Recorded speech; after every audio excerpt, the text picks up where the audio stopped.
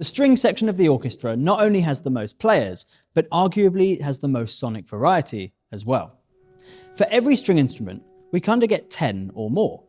We get regular arco with the bow, tremolo, pizzicato, we get soltasto, solponticello, flautando, and harmonics. And we get all of these con sordino as well. And we have col legno, and even bowed col legno, and even more. Well, that means there's quite a lot to digest.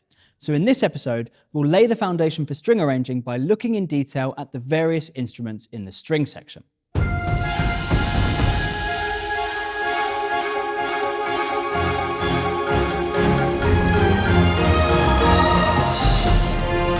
string section is made out of 4 instruments that all look very similar: violins, violas, cellos, and double basses. The first thing that we're going to want to talk about is range. Range is just the notes an instrument is able to play from the top to the bottom. We have the double basses able to get down to the same low C as the tubas or the contrabassoons, and the violin's top C is all the way up to the same top C as the flute. Only the piccolo flute can get higher, and in terms of pitch alone, the violins can reach even higher with the use of harmonics. So, the strings basically cover the entire range of the rest of the orchestra. The big difference though is that while the instruments in the string section don't sound identical, together they're a much more homogeneous sound than the woodwinds or the brass.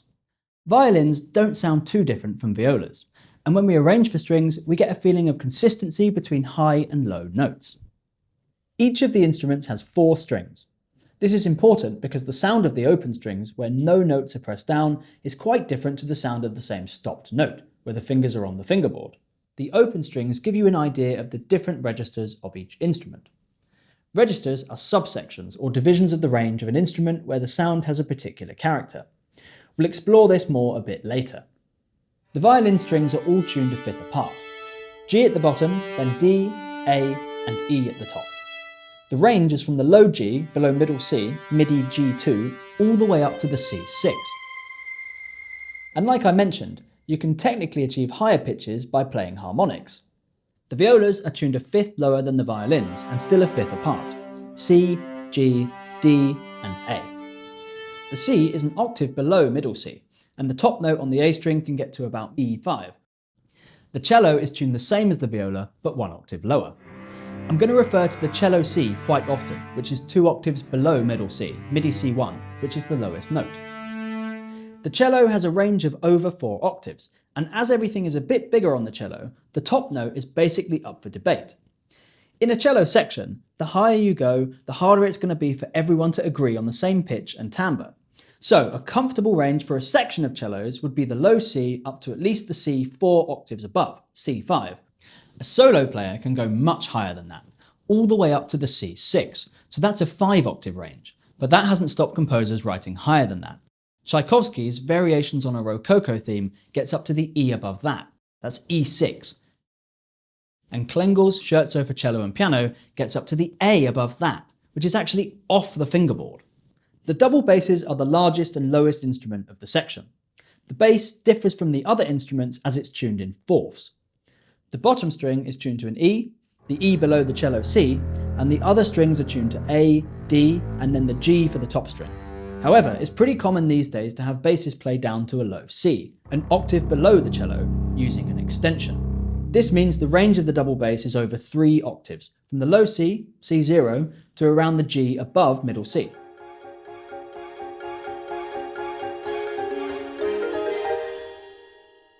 Each register has a different and unique timbre. A really easy way to think about register and its effect on timbre is to think about the human voice. When we sing, there's a point where we go from a robust, round sound which is produced with resonance from the chest, up to a higher note where that resonance disappears and the sound is in a register called falsetto. It's similar on stringed instruments. Not only does each string have a slightly different sound, but the instrument resonates differently as we go higher into the range. The strings are unique in that they have even more control over the timbre by being able to choose to play a pitch on more than one string. For example, we can direct a violin to play sol G with everything on the low G string for a richer and more woolly sound, rather than the brighter sound we'd usually get from the thinner D or A strings. Let's have a quick overview of the different registers of each instrument. Starting with the violins, we can distinguish between 3 registers or timbres when we're playing with the bow. The first register is the bottom octave, from the low G to the G above, which has a rich and robust sound. Then, as we move past the D string to the A, we have our second register, again about an octave, from the A3 to the A4 above it on the E string. This register is a bit less bold, but it projects very loudly, but it doesn't quite have the broadness or the thickness of the lower register. As you get higher into the range, everything is pretty much on the E string, and so that's our third register, from about a fifth up on the E string, which is thinner sounding but with brilliant clarity. Now, with each other instrument, you can imagine similar, slightly overlapping registers, so we'll focus on the differences in the sound in context to the violins. The violas are much more dense sounding than the violins.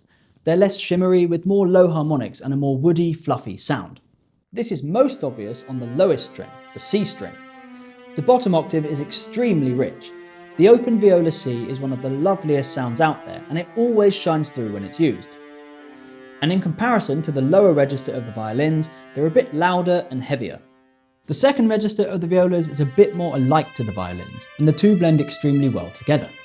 The violas are just a touch thinner and duller by comparison, with a tonal quality more like velvet rather than silk in the violins. And then in the highest register, on the A string, the viola can still project well, but is a little less vibrant than the violins, with a little more air around the notes, and it's a bit more nasal. On to the cellos. Let's give this one a little more time, as the cello is the string instrument which has the clearest distinction between its different registers. Again, the bottom octave or so has its own sound, whether we move on to the G string or not. We'll call this the bass register, which goes from the low C to around an E an octave above, E2. The longer strings and larger body of the cello give that low register a power and stability that the violas and the violins don't have. It sort of goes from bass to baritone as you move on to the G string, which is where the heart of the cello is, and where it feels at its most lyrical. The second register is the tenor register. This is really about the D string, the cello's third string, and it has a range of about an octave and a fifth, from D2 to around A3, where the lowest notes are either in a high position on the G string or on the D string, and then moving into the lower portion of the A string.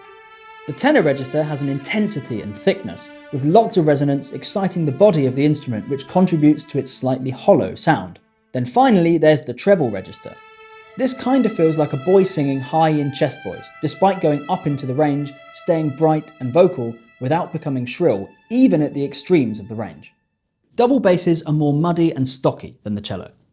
Their individual character isn't often shown off in orchestral music due to common pairings with the low instruments of the orchestra, or octave doublings with the cellos.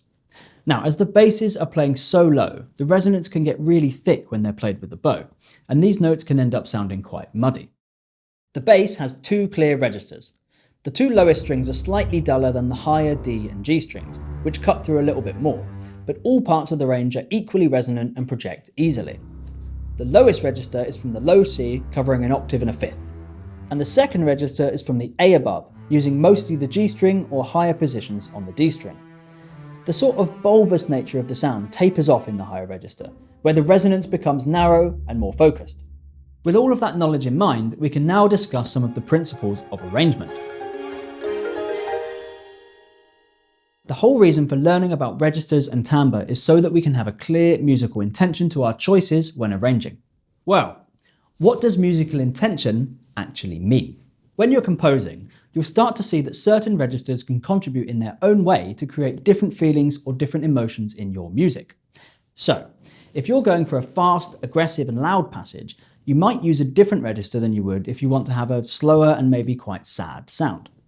And in terms of the arrangement, you'll work out what will balance out by knowing which registers project more strongly or more clearly than others. The different registers are like different colours, and you can decide on the colours that you want your orchestration to have.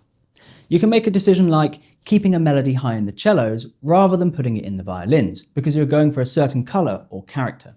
And besides the register, the strings have even more colour because there are so many ways that they can play a note, and so many different articulations. And the articulations are like shades of colours on their own. In general, you might think that you would always arrange top down. So the violins are the highest, then the violas, then the cellos, and then the basses at the bottom. But it doesn't need to be that way. Even though their ranges are in that order, you have the option to go another route. In practice, you could have the cellos playing higher than the violins because you're going for a specific timbre in the violins, and you also want a specific sound from the cellos. There's nothing wrong with having them cross over, if you have a musical intention about the sound that you want. So, let me wrap this up. Some of what I was just talking about was in the music that you're hearing in the background at the moment. In my next episode, which will be out in 2 weeks, we're going to expand on how to arrange for strings. But we have something a bit more exciting in the meantime. You've heard some music from me in this series, but now I want to turn the tables a little bit. I want to hear something from you. So, we've come up with a little competition. In the description of this video, there's a link to the Logic project of the music that you're hearing right now. And there's a MIDI file for anyone who's not using Logic. Now what I want you to do is take this melody and then make a new string arrangement with it and then send your arrangement back to us. Now, there are some simple rules. Your arrangement can only be a maximum of 2 minutes long, and you can only send in one arrangement per person. And of course, there's a deadline. I'm really excited to hear what you do with my theme. We'll announce the winner in my next episode in 2 weeks' time, and the winner will receive a copy of the Berlin Orchestra created with Berklee, or something else if you happen to already own that library. So have fun, and I'm looking forward to hearing your music.